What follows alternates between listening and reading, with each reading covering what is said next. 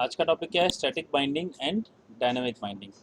अब ये चीज़ समझना, what's the meaning of static and dynamic. First of all दो वर्ड हैं ये, राइट? इस वर्ड के हिसाब से आप क्या क्या होता है, मतलब स्टैटिक का मतलब क्या, डायनामिक का मतलब क्या?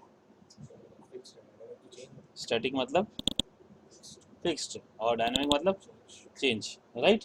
लेकिन अगर हम इसको बोल रहे हैं बाइंडिंग, तो ये फिक्स का मतलब क्या? ये बात कर रहा है कुछ मेमोरी से रिलेटेड, राइट? बाइंडिंग वर्ड आ गया ना, स्टैटिक बांधना और डायनामिक बांधना, ऐसे ही हुआ ना अगर इसको ट्रांसलेट किया जाए तो क्या बांध रहा है, किसको बांध रहा है? ठीक है, कंपाइलर जो है, देखो, राइट, मेमोरी रिलेटेड बात हो रही है यहाँ पे। यहाँ कंपाइल टाइम मेमोरी और रन टाइम मेमोरी की बात हो रही है, ठीक है, समझना पड़ेगा। Connecting a method call to the method body, okay, इसका मतलब connecting a method call to the method body is known as binding. समझो इस चीज को, क्या है इसका मतलब? क्या, आपने एक मेथड डिक्लेयर किया, ठीक है, उसको डिफाइन किया, राइट? अब तब तक ठीक है, उसमें कोई दिक्कत नहीं है। लेकिन जब उसको कॉल करते हो, जब उसको कॉल कर रहे हो तो कॉल तो रन टाइम हो रहा है कि नहीं? तो उस मेथड को जब हम रन टाइम कॉल करते हैं, डिफाइन करते हैं, उस समय इसको हम क्या करते हैं? बाइंड करते हैं। यानी उस समय उसको हम मेमोरी में लाते हैं। रन टाइम मेमोरी तभी कॉल होगी ना उसकी, बाकी तो सारा सारा डिक्लेयर्ड है, उसको यूज ही नहीं हो रहा है। आपने मेथड डिक्लेयर कर दिया, क्लास के अंदर सब कुछ बता दिया, लेकिन उसका यूज ही नहीं कर रहे हो, यूज नहीं कर रहे हो, तो आपके लिए एक आइडल मेथड है। लेकिन जब उसको कॉल कर रहे हो रन टाइम में, तो उसको मुझे मेमोरी अलोकेट करनी पड़ेगी, उसको उस प्रोग्राम के साथ बांधना पड़ेगा, राइट? तो उसको हम रन टाइम बाइंडिंग बोलते हैं, यानी डायनेमिक बाइंडिंग। देखो, दो तरह की बाइंडिंग है, क्या बोल रहा है? स्टैटिक बाइंडिंग यानी अर्ली बाइंडिंग, डायनेमिक बाइंडिंग यानी लेट बाइंडिंग। बात वही है। अर्ली बाइंडिंग का मतलब क्या होता है? प्रोग्राम रन करने से पहले, प्रोग्राम रन करने से पहले कंपाइल करते हैं कि नहीं? ठीक है, जब हम कंपाइल करते हैं तो उसको हम अर्ली बाइंडिंग बोलते हैं। सब कुछ ओके है तो वो सारी जो रिक्वायरमेंट होती है वो अर्ली बाइंडिंग हो जाती है। उसके बाद में रन टाइम पे हमारी रिक्वायरमेंट आती है कई बार, तो उसको हम लेट बाइंडिंग यानी रन टाइम बाइंडिंग बोलते हैं। एक मिनट, तो ये हो गया डायनामिक, समझे ना? पहले इतना इतना मीनिंग समझे कि नहीं, राइट? आप दोनों समझे बेटा? What is the meaning of this both thing words? एक कंपाइल टाइम और एक रन टाइम, समझ गए? Okay, now what's the difference static versus dynamic binding में? फर्क क्या होता है? देखो, when type of object is determined at the compile time, it is known as static binding, बरोबर ना, जैसे बताया। now what's the meaning of type of object? It doesn't mean your class object, right? It can be an integer also, primitive भी हो सकता है, ठीक है, वो भी हो सकता है। compile time जिसका पता चल गया मुझे, determined मतलब पता चल गया ना। when type of object is determined at the compile time, it is known as static binding. and देखो, when type of object is determined at run time, it is known as dynamic binding. Simple, जो चीज़ जिसका पता मुझे run time पता चलेगा उसको मैं dynamically bind करूंगा, और जो मुझे पहले ही पता होगा उसको मैं पहले से ही बाइंड करके रखूंगा। ओके, नाउ इसमें क्या है? What's the meaning of that? अब क्या टॉपिक बोला? अंडरस्टैंडिंग द टाइप, मतलब टाइप क्या क्या होते हैं, ठीक है? टाइप ऑफ इंस्टेंस का मतलब टाइप ऑफ ऑब्जेक्ट या टाइप ऑफ वेरिएबल। देखो, वेरिएबल है वो टाइप, वेरिएबल होते हैं उसके टाइप होते हैं ना। तो each variable has a type, it may be primitive और non primitive. What's the meaning of primitive and non primitive? I hope you are aware. What's the meaning of primitive? Right, बिल्कुल। आप बताओ, अनिशा, शेव, what's the meaning of primitive type? Sir मेरे को नहीं पता है। शेव,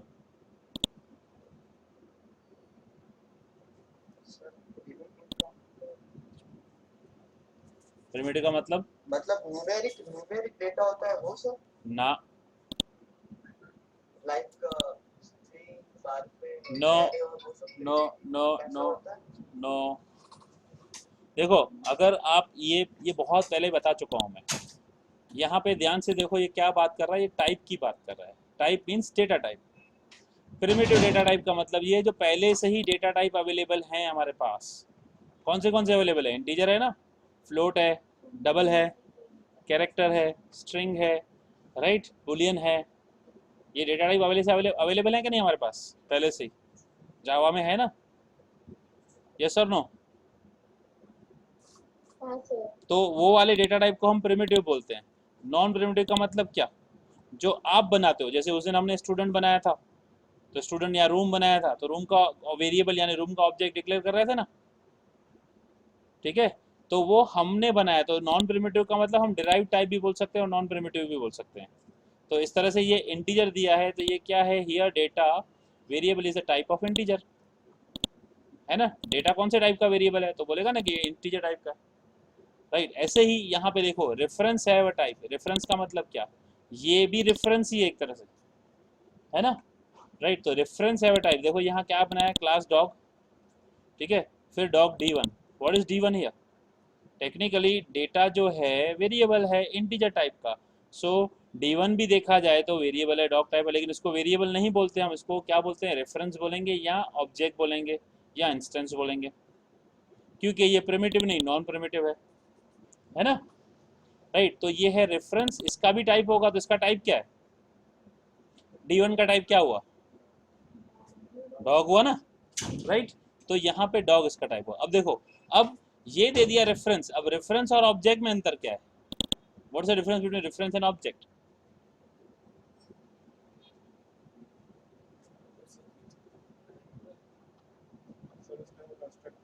एग्जैक्टली, ऑब्जेक्ट में कंस्ट्रक्टर यूज करके ऑब्जेक्ट बाइंड करेंगे ना। देखो ऑब्जेक्ट है type, an object is an instance of a particular Java class but is also an instance of super class. अब ये क्या चीज है, यहाँ पे इंस्टेंस तो है ऑब्जेक्ट का, राइट, लेकिन साथ में एक सुपर क्लास का भी है। जैसे यहाँ ध्यान से देखो, एनिमल, राइट, किसके अंदर कुछ नहीं लिखा है लेकिन कुछ भी हो सकता है ना। ऐसे ही क्लास डॉग एक्सटेंस एनिमल, इसका मतलब क्या हुआ, ये एक्सटेंडेड क्लास हुई, ठीक है। अब हमने यहाँ क्या कर दिया, dog D1 is equal to new dog. तो अब मुझे बताओ D1 जो है ऑब्जेक्ट किसका हुआ, डॉग का या एनिमल का, राइट। ध्यान से देखो, here D1 is an instance of dog but it is also an instance of animal. कारण क्या, क्योंकि आपने एक्सटेंड किया है ना इसको। तो technically D1 is a dog but D1 also an animal, इसके अंदर क्या है, it is an nothing but a super class, instance of super class भी है ना।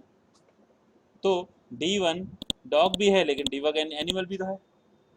तो यहाँ पे क्या आया, instance of dog is instance of animal, same हुआ ना।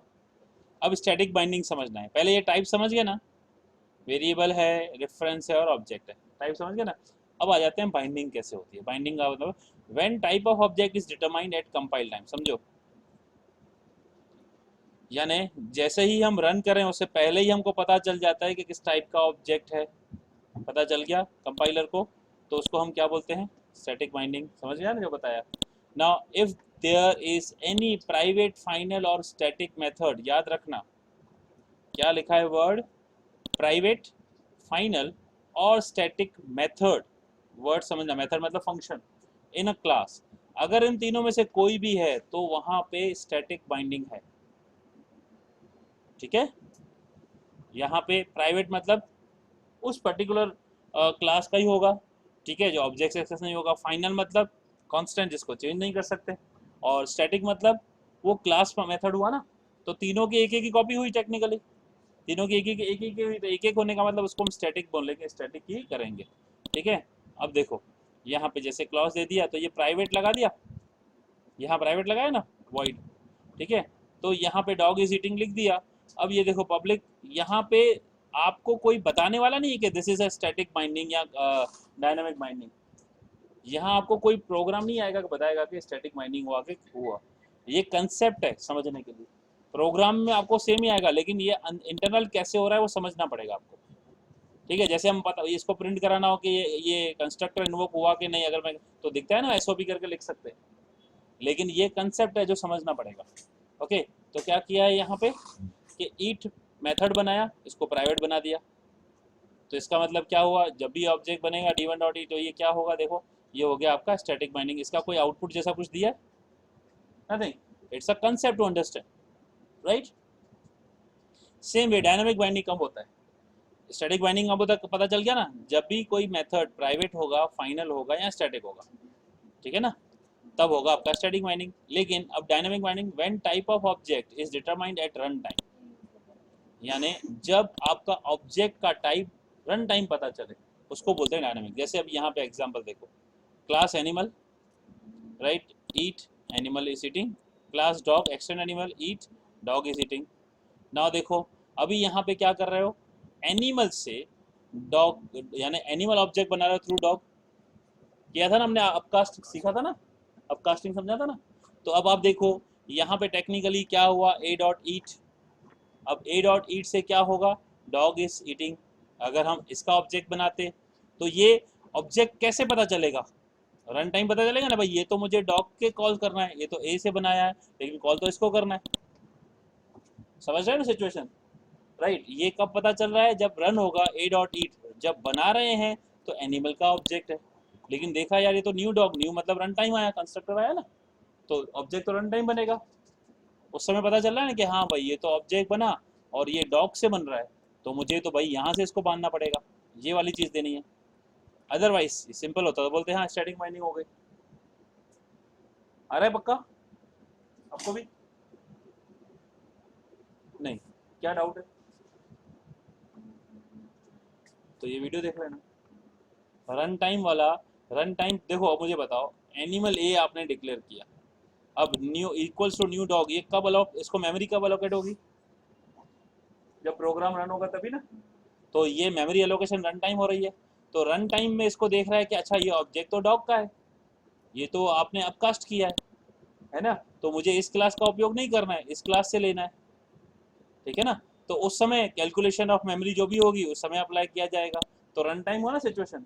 तो रन टाइम सिचुएशन में जो भी मेमोरी कैलकुलेशन होती है उसको डायनामिक माइनिंग बोलते हैं।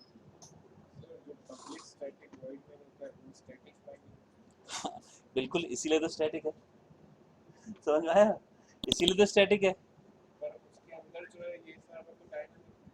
इसके अंदर सारी कैलकुलेशन हो जाएगी कि नहीं होगी, जो इसके अंदर भी तो स्टैटिक पार्ट होगा और कुछ डायनामिक पार्ट होगा।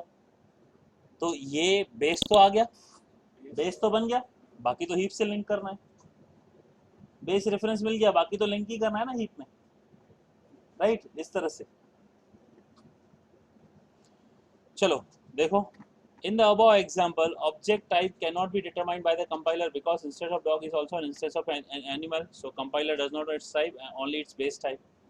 देखो वही, ये तो जब रन होगा तब पता चलेगा ना। ओह वाओ, कंप्लीट हो गया,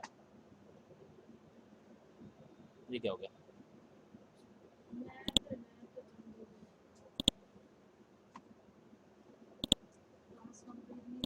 ठीक है, नहीं अपना ये कंप्लीट हो गया ना, ठीक है, यहाँ पे अपना स्टैटिक माइनिंग खत्म हो गया, इतना छोटा ही टॉपिक था, चलो सही है। नेक्स्ट क्या टॉपिक है, जावा इंस्टेंस ऑफ, इसको देखो।